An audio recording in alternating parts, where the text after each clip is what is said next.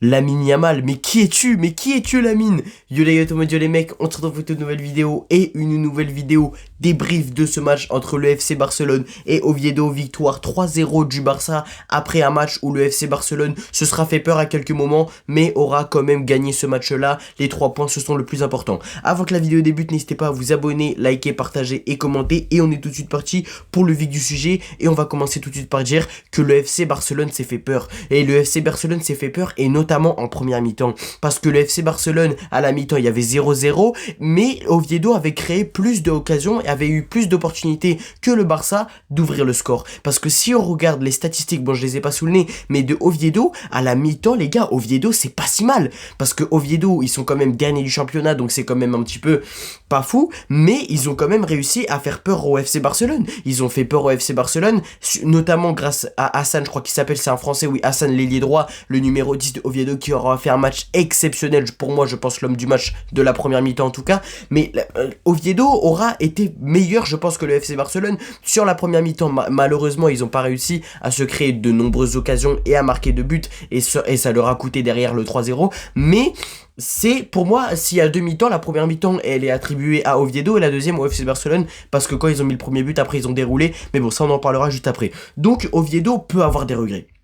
Pour moi, Oviedo peut avoir des regrets, parce que si on regarde le match, encore une fois, je vous le dis les gars, mais ils se sont créés quelques opportunités, et des fois ils auraient pu faire mieux dans le dernier geste, dans l'avant-dernière passe, dans la dernière passe, dans la frappe même, ils auraient pu faire mieux à certains moments. Alors oui, derrière il y a le piège du hors-jeu du FC Barcelone qui est mis, donc c'est un petit peu plus compliqué, mais individuellement parlant, Hassan aurait pu faire plus de différence, ou alors il aurait peut-être il aurait dû être plus aidé par ses coéquipiers, mais malheureusement il n'a pas réussi à être plus aidé, et ils n'ont pas réussi à débloquer le score, parce que si Oviedo marque juste avant la mi-temps, ben là ça peut faire très mal au Barça, et il fallait un réveil. Dans tous les cas il fallait un réveil du Barça, parce que si le Barça perdait ce match ou alors faisait match nul face à Oviedo, et ben tu pouvais te poser des questions, parce que la première mi-temps et puis même les 20 premières minutes de la deuxième mi-temps, c'était chiant.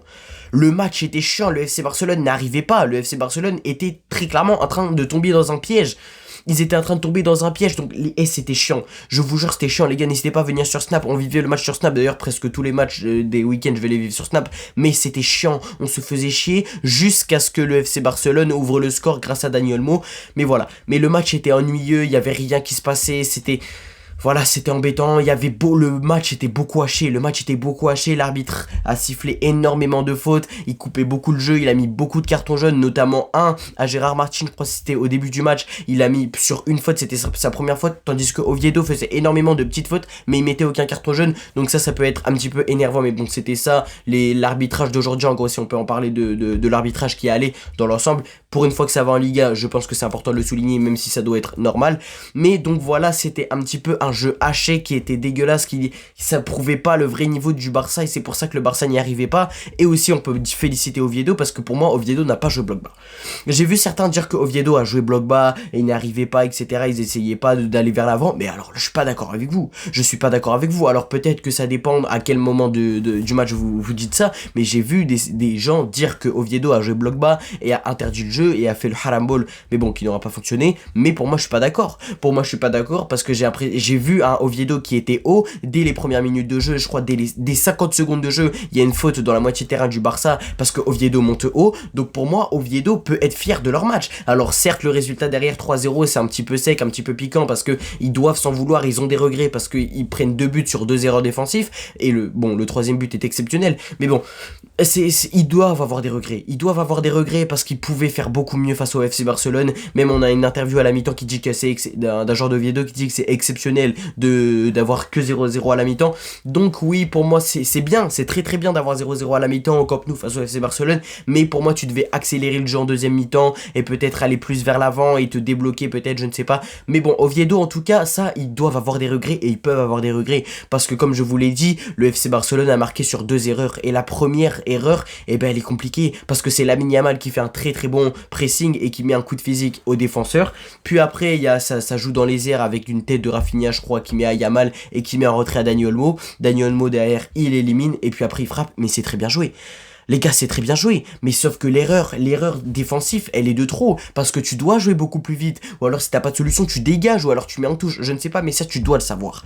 Ça tu dois le savoir, et à mon avis, tu peux t'en vouloir, et il doit s'en vouloir le défenseur, parce que l'erreur, elle est de trop, derrière tu donnes l'opportunité au FC Barcelone d'ouvrir le score, ils ouvrent le score, et puis après ils commencent à défiler, à mettre le deuxième et le troisième, et si on regarde le deuxième but de Rafinha, le petit lob, et bien encore une fois, c'est une erreur défensive, donc le Barça peut s'estimer heureux pour moi d'avoir réussi, enfin d'avoir eu ces erreurs défensives, parce que certes oui les erreurs défensives, notamment celles contre Lamine Yamal, ils les ont provoquées, mais sans ces erreurs défensives là, ce qui débloque le match plus rapidement plus tôt, je veux dire, ben je ne pense pas, donc franchement heureusement que déjà il y a eu le pressing de Lamine Yamal, et heureusement qu'il y a eu le pressing de Rafinha qui était bien à l'affût et qui a suivi. Derrière la finition de Rafinha, petit piqué exceptionnel, franchement bravo, petit piqué, il y a rien à dire, hein. Le piqué il est magnifique, je croyais qu'au début le piqué il était trop décalé, il était pas dans le but, mais non finalement Rafinha a mis dans le but, franchement bravo à lui, très très beau piqué, mais sans ces erreurs là, pardon encore une fois, je me répète, mais Oviedo ne prend pas l'ouverture du score, et quand il y a eu le premier but de Dani Olmo, après le Barça a déroulé. Et ouais, ils ont déroulé, donc c'est pour ça que je dis qu'ils peuvent avoir des regrets, et Oviedo, à mon avis, a énormément de regrets, parce que 3-0 sur le papier, c'est sale.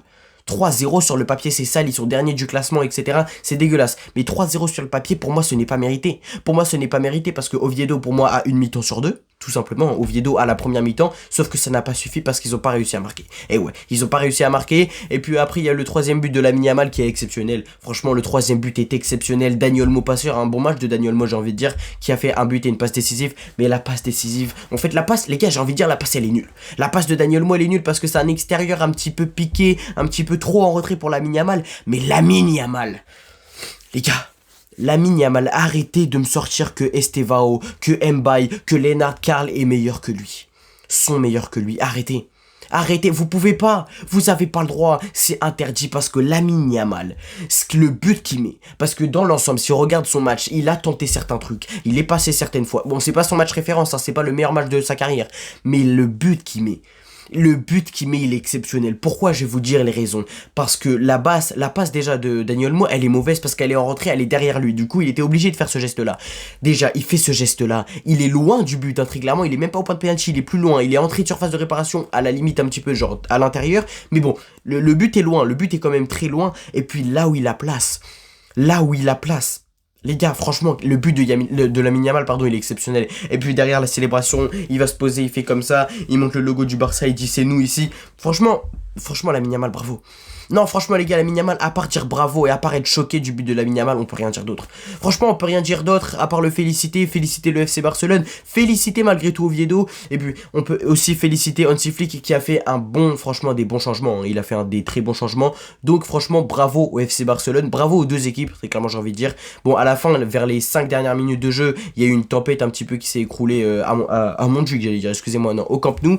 Mais bon, j'ai eu peur que le match soit annulé, puis que soit à refaire. Bref, je me suis imaginé des scénarios de dingue parce que on sait jamais avec la Liga. Donc voilà, le FC Barcelone s'impose 3-0, chez eux c'est le plus important et je crois qu'il reste premier à un point d'écart avec le Real Madrid, je crois, bref, ou un truc comme ça. Donc voilà, c'est la fin de ce débrief, j'espère que vous avez kiffé, n'hésitez pas à vous abonner, liker, partager et commenter. À l'heure où je vous parle, il y a Arsenal Manchester United qui est en train de s'écrouler, c'est la mi-temps. Donc voilà, on se retrouve très vite pour une nouvelle vidéo, un nouveau live. J'espère que vous avez kiffé ce débrief. Bye bye.